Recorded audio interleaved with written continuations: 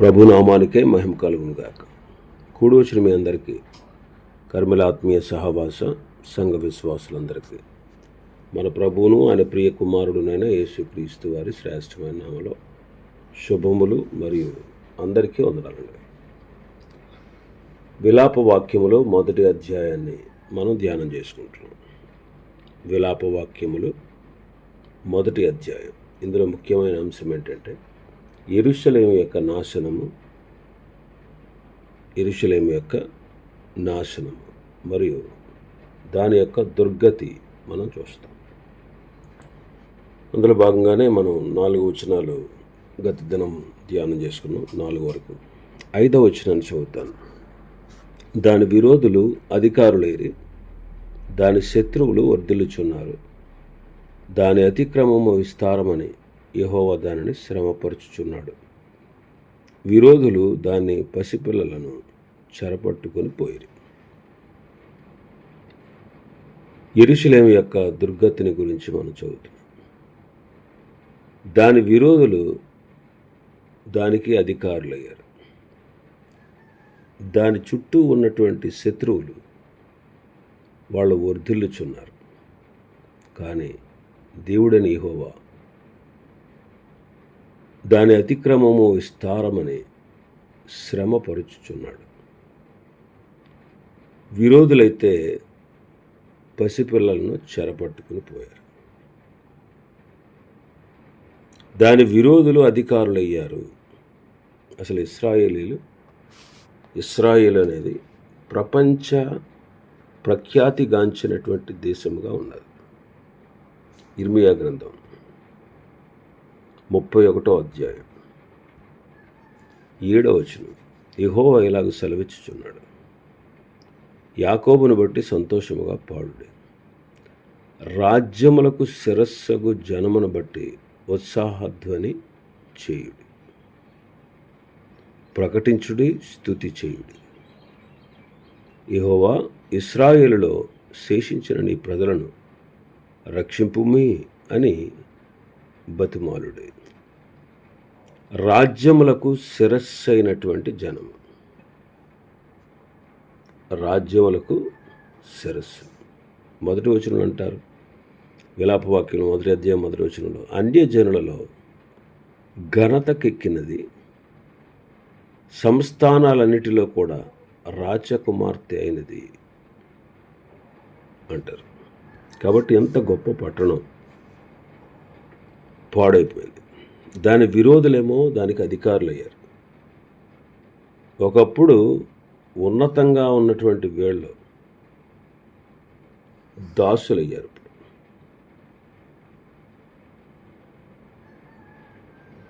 కాబట్టి ఇక్కడ మనం గమనిస్తే యెహోవా వారిని శ్రమపరుస్తూ ఉన్నాడు. కారణం వారి అతిక్రమము విస్తారమని. దేవుడు దాన్ని శ్రమపరుస్తున్నాడు. మన ప్రభు ప్రేమ గలవాడే, కృప చూపేవాడు, కరుణించేవాడు, కనికరించేవాడు. ఆయనకు విధేయులం కాకపోతే ఆయన కృపను, ఆయన ప్రేమను, ఆయన కనికరాన్ని, ఆయన కరుణను త్రోసేస్తే ఖచ్చితంగా శిక్షిస్తాడు. అందుకే వాక్యంలో ఉంది, నమ్మి బాప్తిసం పొందినవాడు రక్షింపబడును, నమ్మని వానికి శిక్ష విధించబడును. నమ్మిన వాడు ఒక్కడైనా సరే, ఈ ఒక్కడి కోసం నేనేమి పని చేయను, ఈ ఒక్కడి గురించి నేనేమి నా మాట నిలబెట్టుకోను అనుకోడు ఆయన. ప్రపంచంలో భూమి పుట్టింది మొదలుకొని, అంటే భూమిని ఆయన స్థాపించి స్థిరపరిచింది మొదలుకొని ఆయన 2వ రాకడ వరకు ప్రపంచంలో ఎవ్వరు నమ్మరు. కానీ ఒకే ఒకడు నమ్ముతాడు అంటే వాడి కోసం ఆయన వస్తాడు. నమ్మని వాళ్ళు ఎన్ని కోట్ల మంది ఉన్నా ఆయనకి లెక్కలేదు. నమ్మితే నీవు అక్కడ ఉన్నా చాలు, నిన్ను రక్షిస్తాడు, నీ పట్ల కృప చూపిస్తాడు, నీ పట్ల కరుణ చూపిస్తాడు, నీ పట్ల కనికరాన్ని చూపిస్తాడు. కాబట్టి ఇశ్రాయేలీయులు దేవుని పిల్లలే, కానీ దేవుడు వారిని శిక్షిస్తున్నాడు. కారణం వారి అపరాధమే, వారి పాపం. మరి నోవహు కాలంలో చూడండి, 300 కోట్ల మంది ఉండేవారు. ఆ 300 కోట్ల మందికి 120 సంవత్సరాలు నోవహు పరిశుద్ధాత్ముడు వారికి ప్రకటిస్తూ, బోధిస్తూ, గుర్తు చేస్తూ వచ్చారు. 8 మంది మాత్రమే దేవుని మాటకు సమ్మతించారు, దేవునితో ఏకీభవించారు. 8 మంది మాత్రమే. 300 కోట్లు, ఇక్కడ 8 మంది. 300 కోట్ల మంది తమ ఇష్టానుసారంగా నడుస్తూ, దేవునికి లోబడకుండా, దేవుని మాట వినకుండా, దేవునితో ఏకీభవించకుండా, దేవుని ఆత్మ వారితో బోధిస్తున్నా నీవు పాపివి, పాపం వల్ల న్యాయంగా శిక్షకు పాత్రుడివి, నీవు నా కృపను ఆశ్రయించు, నేనే నిన్ను అంగీకరిస్తాను, నీవు నాతో ఏకమవ్వు, నా మాటలతో ఏకీభవించు, నువ్వు నా దగ్గరకు రా, నన్ను ఆశ్రయించు, నన్ను ఆశ్రయిస్తే నీ పట్ల కృప చూపుతాను, రాబోయే నిత్య శిక్ష నుంచి నేను తప్పిస్తాను, నా కరుణ చూపిస్తాను, నీ శిక్ష నీ మీద వేయకుండా వేరొకరి మీద వేస్తాను. ఆ వేరొకరు ఎవరంటే విమోచకుడైన క్రీస్తు. ఆయన పంపిస్తానని దేవుడు ముందే పతనమైపోయినప్పుడు, ఆదాము మొట్టమొదటి మానవుడు పతనమైనప్పుడే దేవుడు ఆ వాగ్దానం చేశాడు. నేను కనికరాన్ని చూపిస్తాను, నీ తప్పిదానికి తగిన సరిపడా దెబ్బలు, శిక్ష నేను విధించను, నన్ను ఆశ్రయించు అని ఒక ప్రక్క నోవహు దేవుని మీద ఆధారపడి, దేవుని నమ్మి, దేవునితో ఏకీభవించి రక్షణ కొరకు ఓడను సిద్ధం చేస్తూ వచ్చిన వారందరికీ, ఆ ప్రాంతవాసులందరికీ రక్షణ వార్తను, నీతి వార్తను, నీతిని గూర్చి, తీర్పును గూర్చి ప్రకటిస్తూ వచ్చాడు.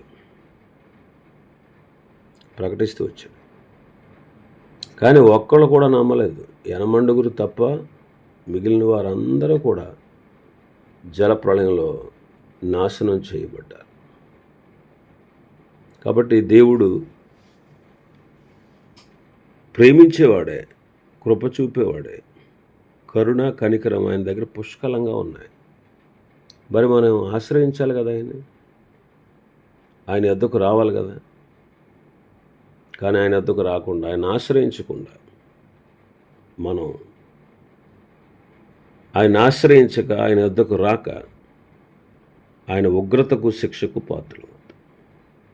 కాబట్టి ఆనాటి కాలంలో 300 కోట్ల మంది ఉన్నా వాళ్ళు నమ్మలేదు. ప్రభు వాడిని దాని గురించి ఏం లెక్క చేయలే. నమ్మిన ఒక్కడు, ఆ ఒక్కడిని బట్టి అతని కుటుంబాన్ని,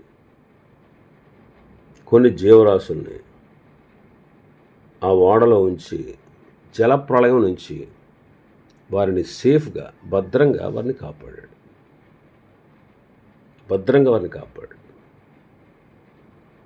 కాబట్టి ప్రభువు ముందే చెప్పారు, నమ్మి బాప్తిసం పొందిన వాడు రక్షించబడతాడు, నమ్మని వానికి శిక్ష. నమ్మిన వాడిని రక్షించడానికి ఆయన ఎలా సమర్థుడో, నమ్మని వాడిని శిక్షించుటలో కూడా ఆయన అంతే శక్తిని కలిగినవాడు. ఖచ్చితంగా శిక్షిస్తాడు. ఆ విషయం లోకానికి మనం చెప్పాలి. లోకానికి మనం చెప్పాలి. ఆయన యందు విశ్వాసం ఉంచి రక్షణ పొందమని మనం వారిని హెచ్చరించాలి. మన తోటి వారికి చెప్పాలి, మన కుటుంబీకులకు చెప్పాలి. ఈ సత్యాన్ని ప్రకటన చేయాలి. కాబట్టి దేవుని పిల్లలుగా ఆయన శిక్షించేవాడనేటువంటి విషయాన్ని కూడా మనం చెప్పగలగాలి. రక్షిస్తాడని ఒక్కటే చెప్పేసి వదిలేయకూడదు, కానీ ఆయనతో ఏకీభవించకపోతే తప్పనిసరిగా శిక్ష ఉంటుంది అనే విషయాన్ని చెప్పాలి. చూడండి, మీ పెరట్లో మామిడి చెట్టు ఉంది. అది కాయలు కాసినప్పుడు చక్కగా కాయల్ని పచ్చడబడతాం, కొన్ని పండబెట్టి పండించి, అంటే పండిన తర్వాత వాటిని తింటాం. ఎంతో శ్రద్ధతో చేస్తాం ఆ పని. అలాగే కొంతకాలం అయిన తర్వాత ఆకులన్నీ రాలుతాయి. ఆకులన్నీ రాలినప్పుడు నువ్వు చక్కగా దాన్ని పోగు చేసి మంట పెడతావు. అరే, ఈ మామిడి చెట్టు నాకు అనేకమైన ఫలాలు ఇచ్చింది, అలాంటి దీని ఆకుల్ని నేను ఎలా కాల్చగలను అని ఎప్పుడైనా బాధపడతావా? బాధపడవు. అలాగే ప్రభు కూడా అంతే. అవకాశం ఇచ్చాడు, తరుణం ఇచ్చాడు, కానీ అలాగే అపరాధాలు చేసుకుంటూ పోతే, దేవుని ధిక్కరిస్తే, దేవుని మాటకు విధేయత చూపకపోతే ఆయన శిక్షించడానికి కూడా వెనకాడ్డు. ఆయన నమ్మకపోతే, ఆయన అంగీకరించకపోతే, ఆయనతో ఏకమవ్వకపోతే ఖచ్చితంగా శిక్షిస్తాడు. ఈ విషయం లోకానికి చెప్తే లోకానికి కొంతమందికి మతోన్మాదులకు అర్థం కాదు. ఆయన నమ్మకపోతే నరకంలో పడేస్తాడంట, ఆయన ఎంత సైకో అంటున్నాడు ఒకడు. అవును, మరి దేవుడు అంత అవకాశం ఇచ్చాడు, నిన్ను ప్రేమించాడు, నిన్ను సృష్టించాడు, నిన్ను పుట్టించాడు, నీకు కావలసినవన్నీ ఇచ్చాడు, నీ మీద అధికారం కలిగిన వాడు. నిన్ను నువ్వు పుట్టించుకోలేవు, నీ అంతట నువ్వు ఈ లోకానికి రాలేవు. ఆయనే మనల్ని పుట్టించాడు. మనం ఆయన వారం, మనం ఆయన ప్రజలం. ఆయనే మనల్ని పోషిస్తున్నాడు, ఆయనే మనల్ని పెంచుతున్నాడు. సృష్టిని చూస్తే నీకు అర్థమవుతుంది. ప్రభువు సృష్టి కార్యముల ద్వారా తెలియపరుస్తున్నాడు. ఒరే అబ్బాయి, నువ్వు నివసించే భూమి నేను చేసిందే, నువ్వు అనుభవిస్తున్న వెలుగు నేనిచ్చిందే, నువ్వు మసలుకుంటున్న ఆకాశం నేనిచ్చిందే, నువ్వు పీలుస్తున్న గాలి, నువ్వు త్రాగుతున్న నీళ్లు, నువ్వు అనుభవిస్తున్న వెలుగు, నువ్వు అనుభవిస్తున్న ఆహార పదార్థాలు, ఈ సర్వ సృష్టిలో ఉన్నటువంటి సముద్రాలు, నదులు, ఇవన్నీ నేను కలగజేసి, సూర్యచంద్ర నక్షత్రాలు, ఇవన్నీ నీ కోసం అబ్బాయి నేను చేశాను, నీ మనుగడ కోసం నేను వీటన్నిటిని చేశాను అని సృష్టి కార్యముల ద్వారా ఆయన మాట్లాడుతున్నాడు. మరి వినకపోతే, మరి ఇంత గొప్ప దేవుణ్ణి, ఆయన ఇచ్చేటువంటి సమస్తాన్ని అనుభవిస్తూ, ఆయన ద్వారా ఈ లోకంలో నీవు పుట్టించబడి ఆయన ధిక్కరిస్తే శిక్షించడానికి ఆయనకి అధికారం లేదా? నేను పుట్టించినోడికి నీ మీద అధికారం ఉంది, అది గుర్తుపెట్టుకో. కాబట్టి ఇశ్రాయేలు దేవుని ప్రజలు, వారు అబ్రహాము ద్వారా ఏర్పాటు చేయబడిన జనాంగం. అబ్రహాముని దేవుడు ఎంతో ప్రేమించాడు, ఎందుకంటే అబ్రహాము దేవుని నమ్మాడు. నిజ దేవుని నమ్మి ఆయన ఆరాధించాడు అబ్రహాము. అందుకే అబ్రహాము విశ్వాసి. అబ్రహాం పిల్లలే ఇశ్రాయేలీలు. మరి అబ్రహాముని ఎంతో ప్రేమించాడు ఆయన. మరి ఇప్పటి కాలంలో ప్రజలు దేవుని విసర్జించి ఆయన కృపను ఆశ్రయించక, ఆయన బిడ్డలుగా జీవించక, ఇష్టానుసారంగా జీవిస్తూ ఆయన మరిచిపోయి, ఆయన విడిచిపెట్టి, ఆయన ప్రేమను, ఆయన కనికరాన్ని, ఆయన కృపను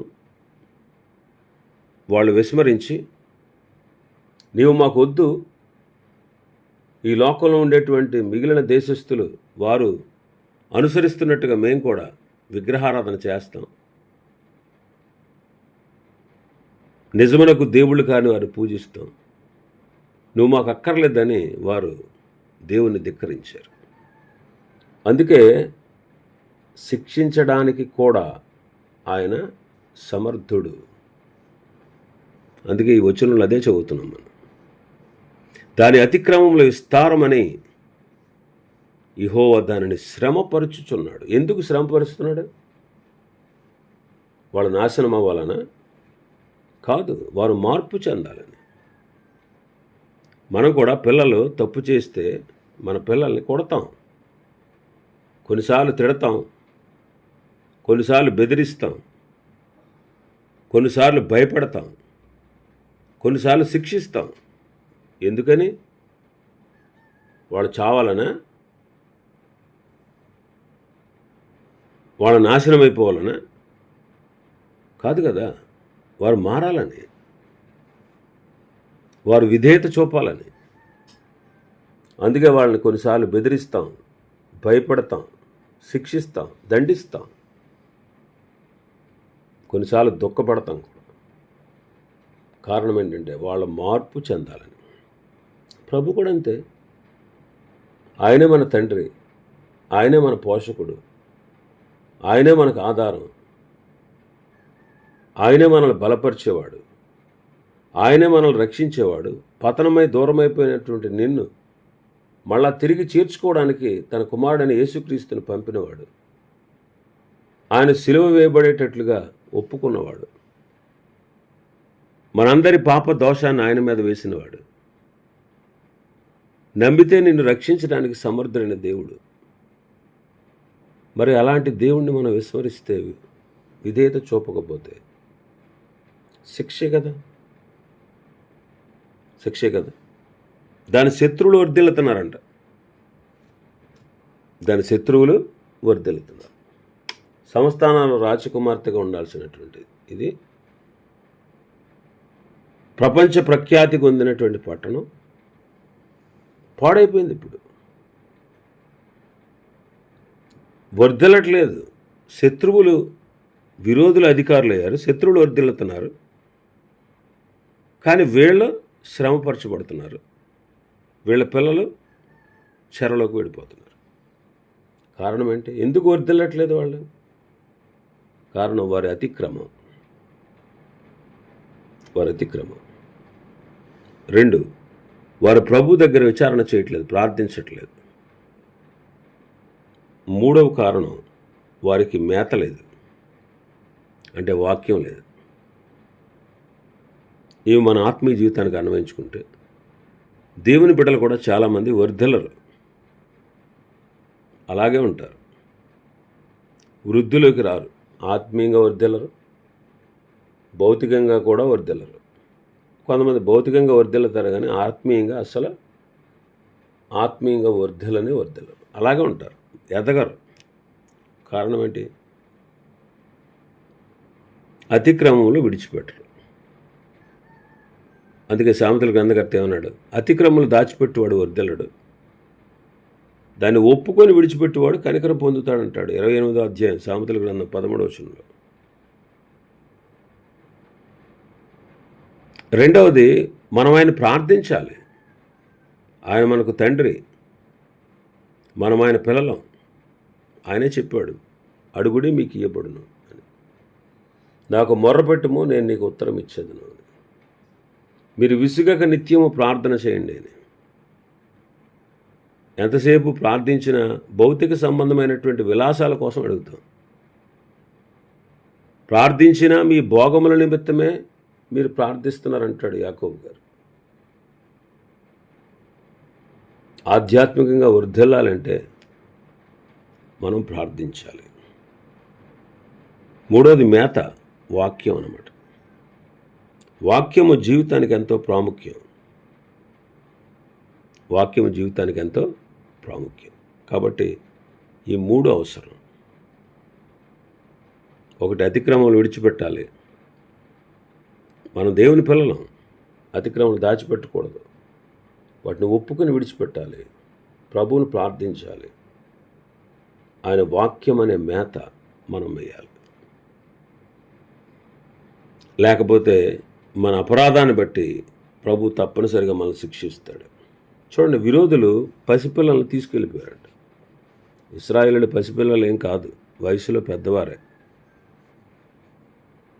కానీ వారు చెరకపోయారు, వారి పిల్లలు కూడా చెరపట్టబడ్డారు.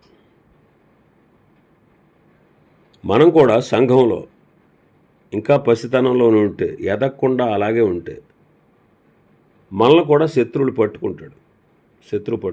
శత్రువుకి మనం దొరికిపోతాం. కాబట్టి ఎదగాలి. మనం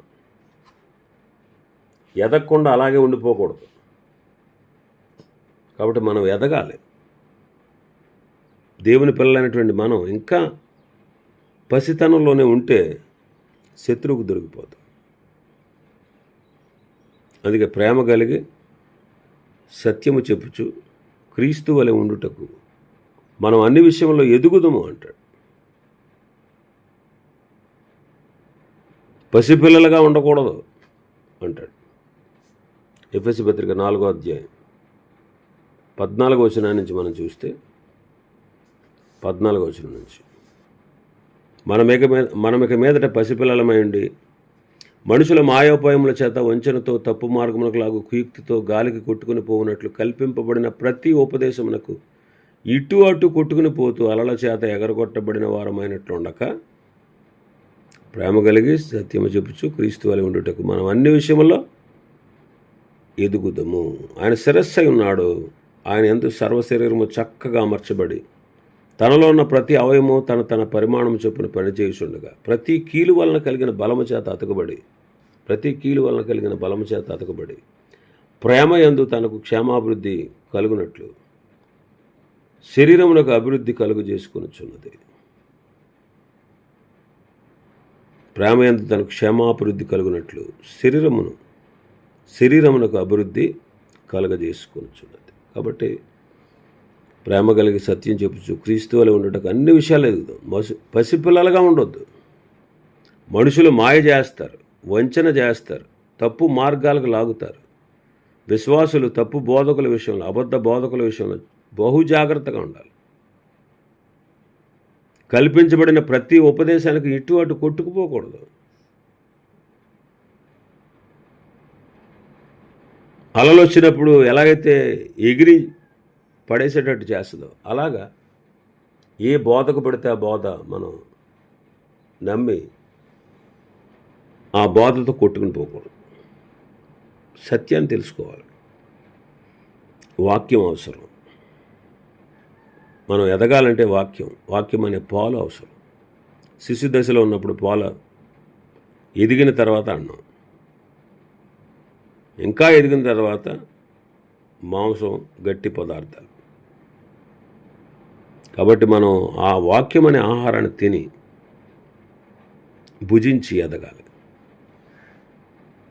ఎదిగి వృద్ధిలోకి రావాలి. లేకపోతే పసిపిల్లలుగానే ఉన్నామంటే శత్రువు మనల్ని పాడు చేస్తాడు.